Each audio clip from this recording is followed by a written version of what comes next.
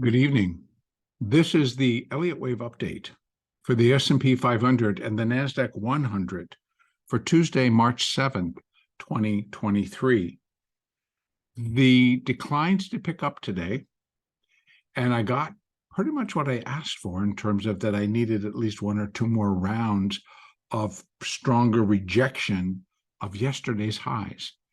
And I got that. So the count is progressing.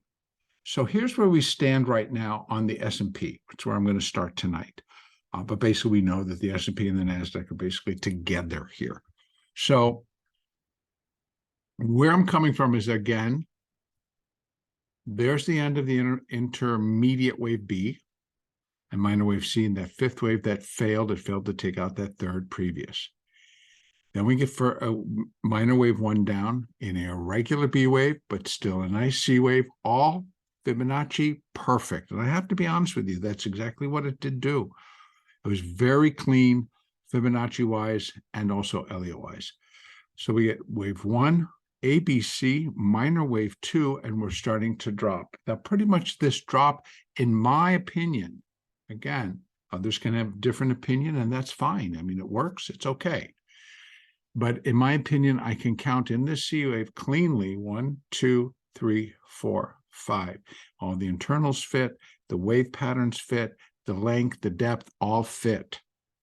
Now, coming off of that, as I left it yesterday, it's like, well, this possibly could have been the first 5 on a very small level. And that's actually what it ended up being.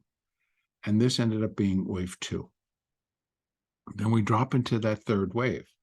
And this is where a lot of people are going to be like, oh, that's 3, so we're going to do 4.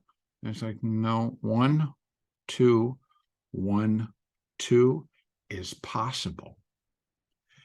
We're dropping into the heart of the first minute wave down, minute wave 1. It can turn out to be either 1, 2, 3, a little 4, we get a 5, we do minute 1, we're in another 2.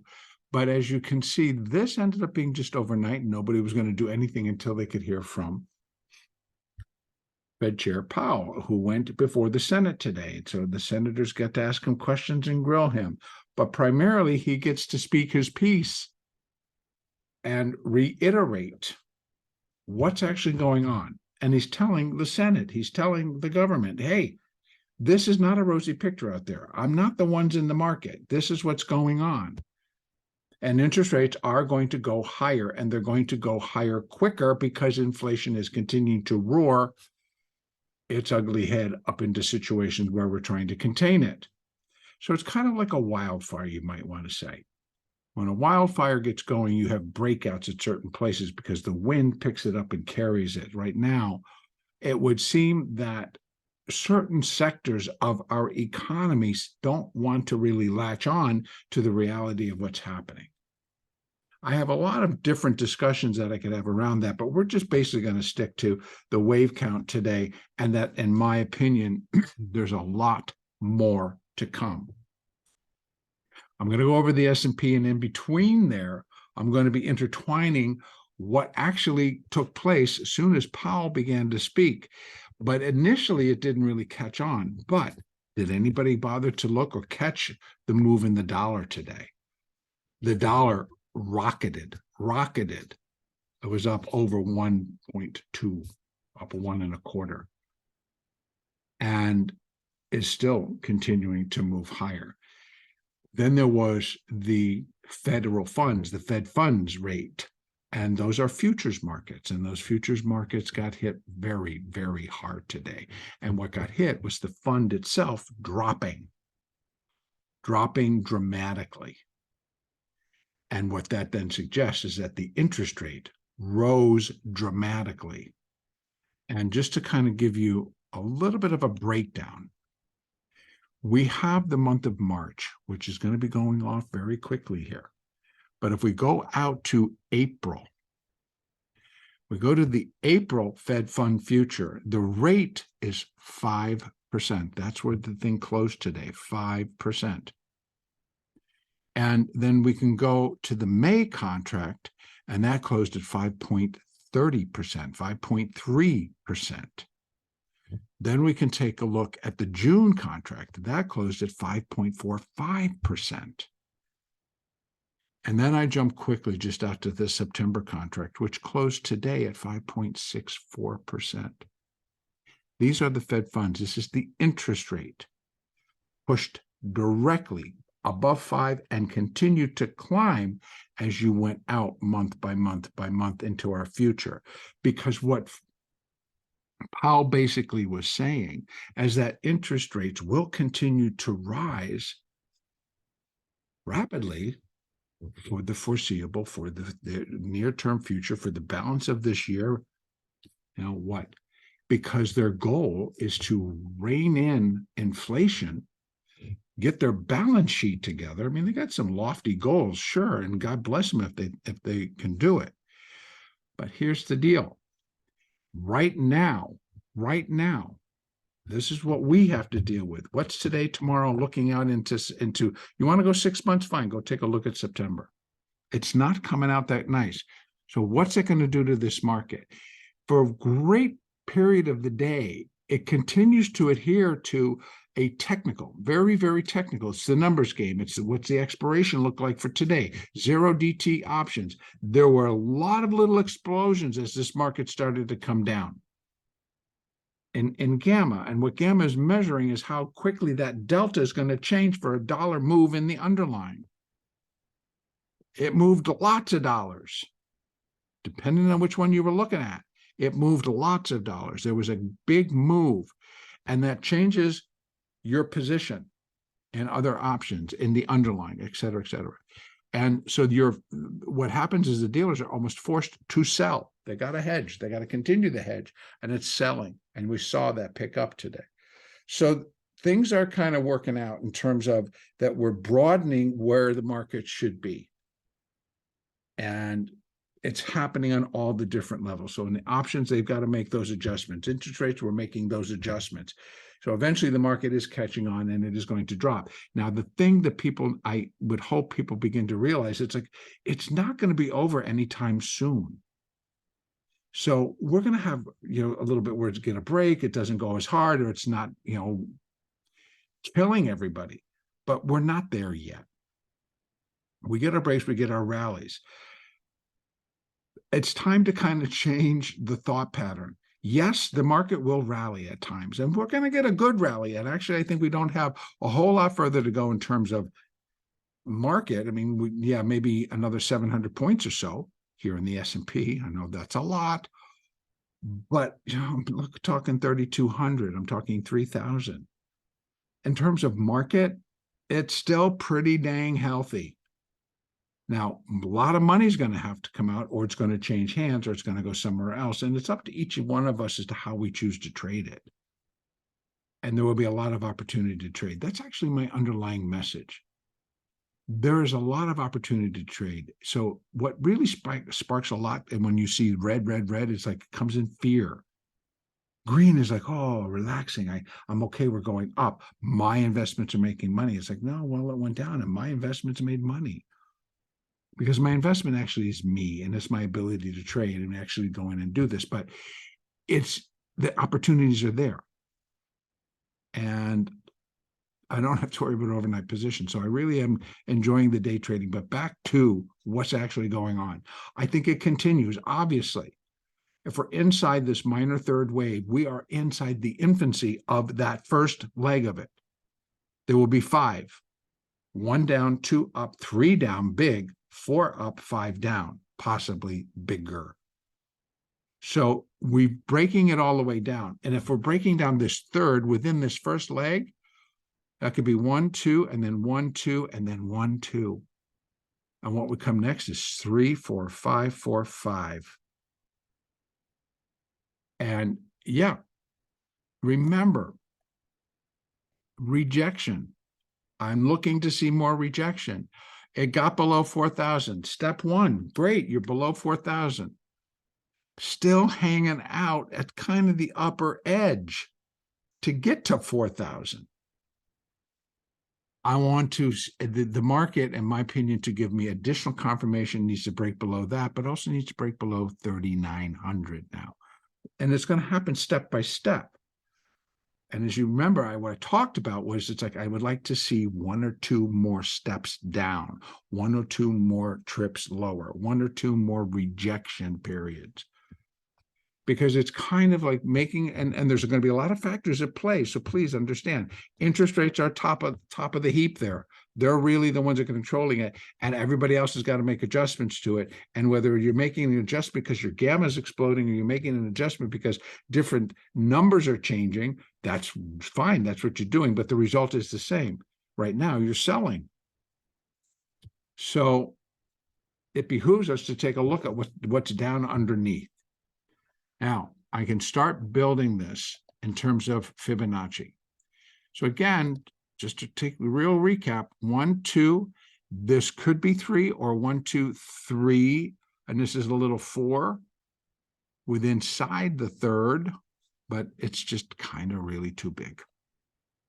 So 1, 2, 1, 2 fits.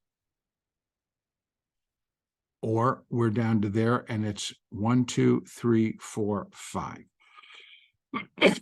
which would put a small 1 right here.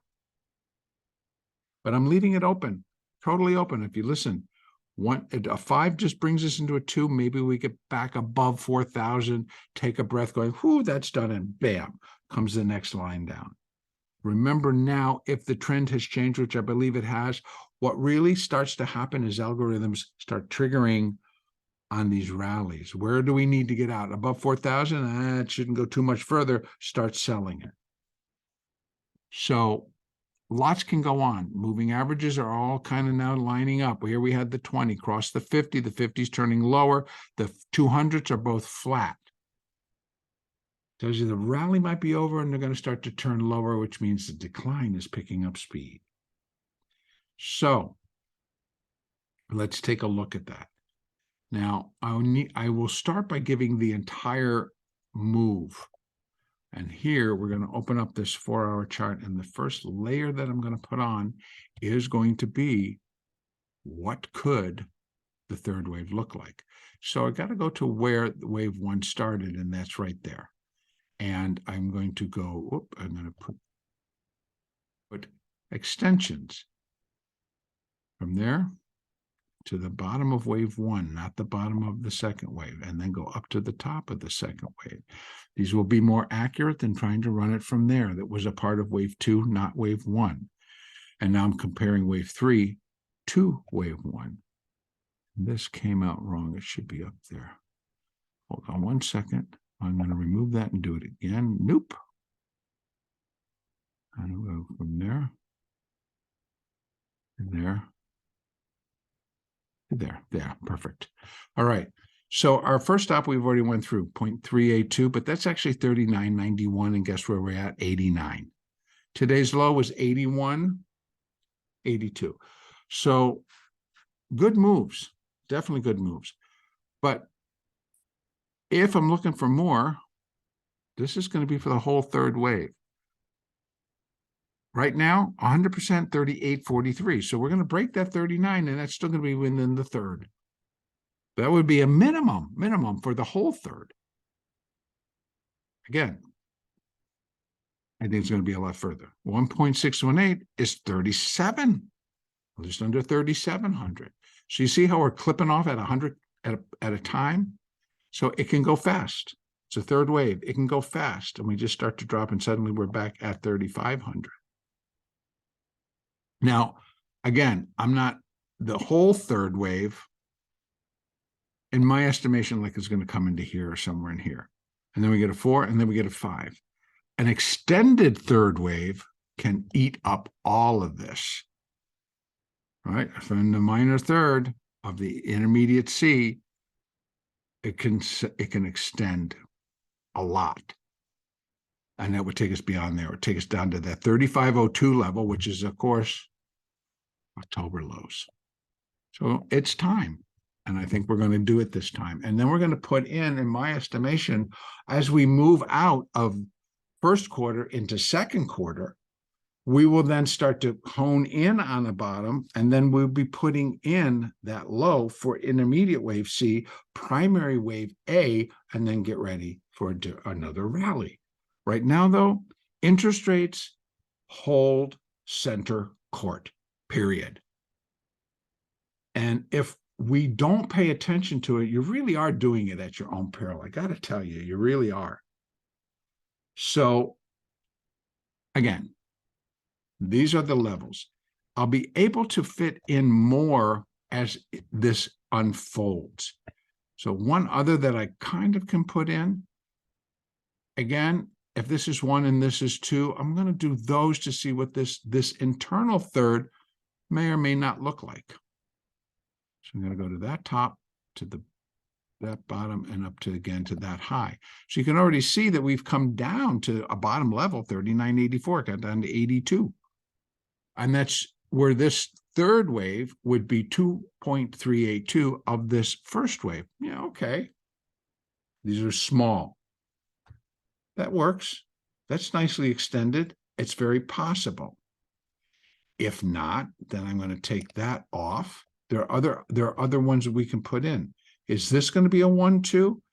Then we're looking for what this 3 can be like. You can do it again. So I can wrap around parameters often and give yourself an idea, well, if the market does this, this is what it could be, right? You're building your count.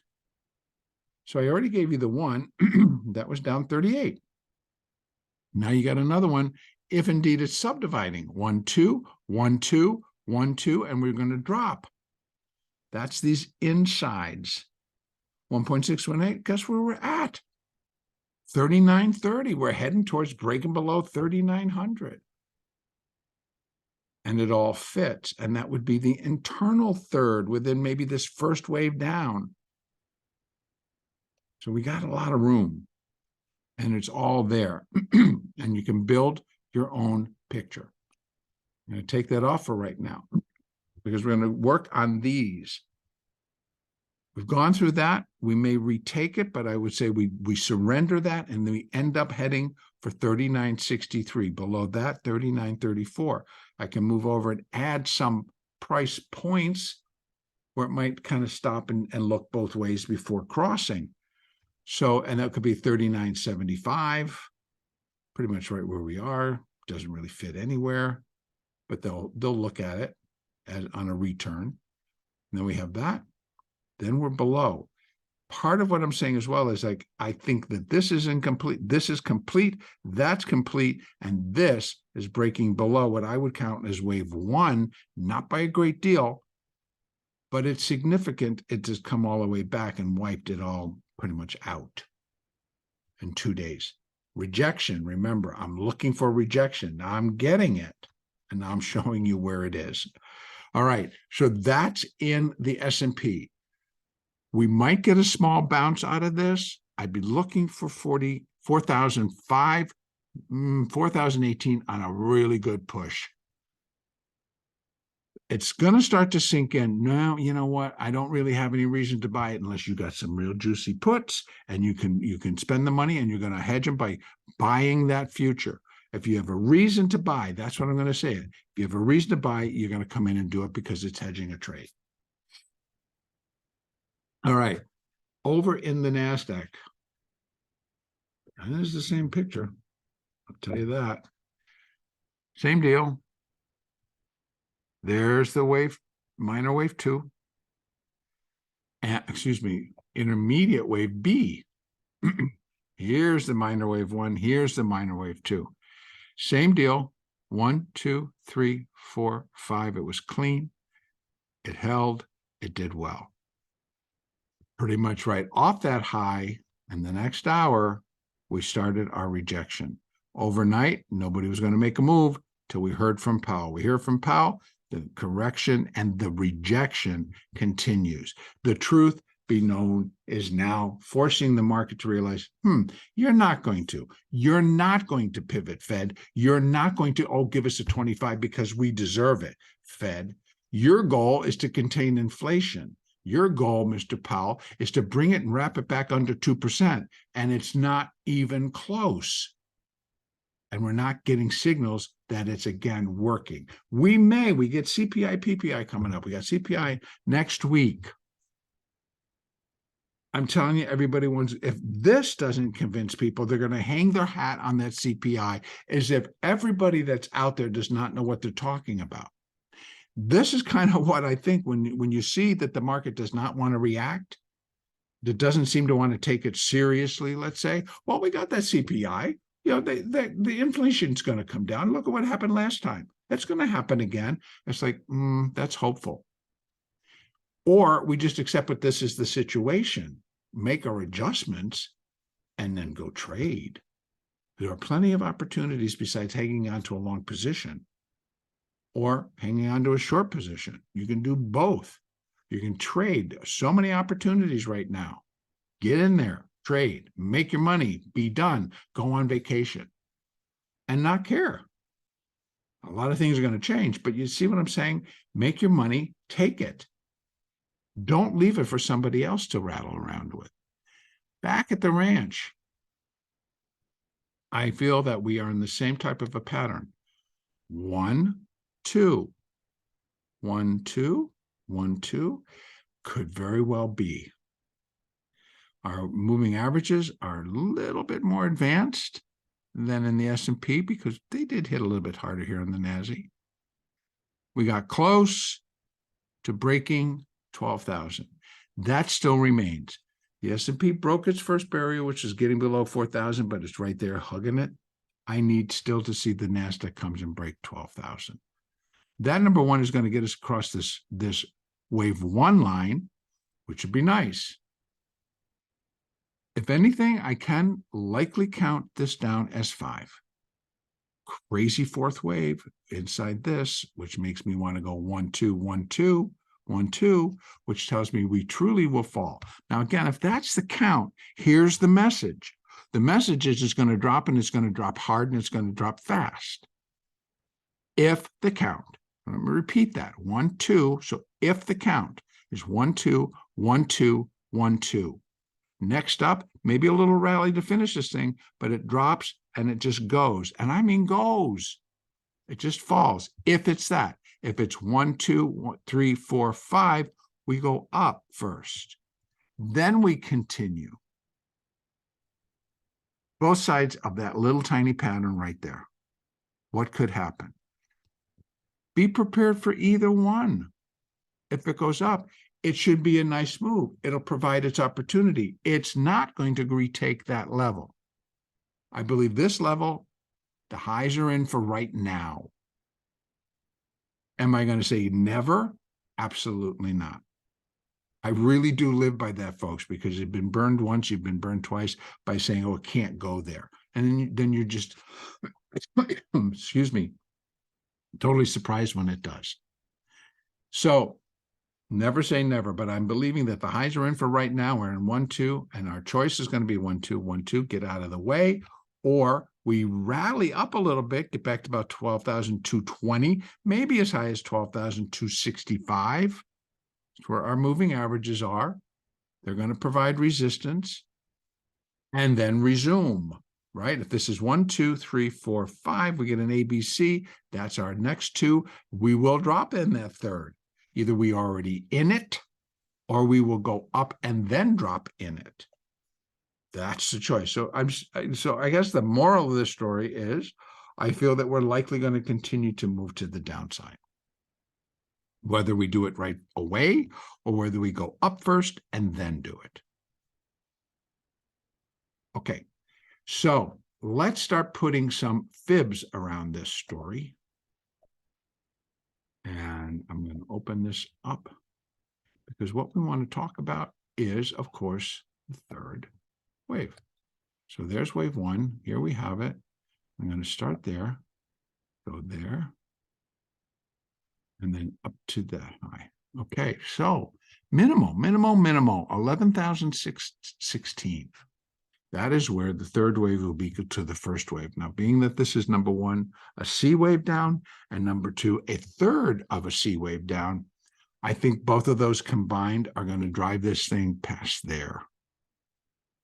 I think we stand a very high chance of getting close to 10,000, which we've not done since last year at some point.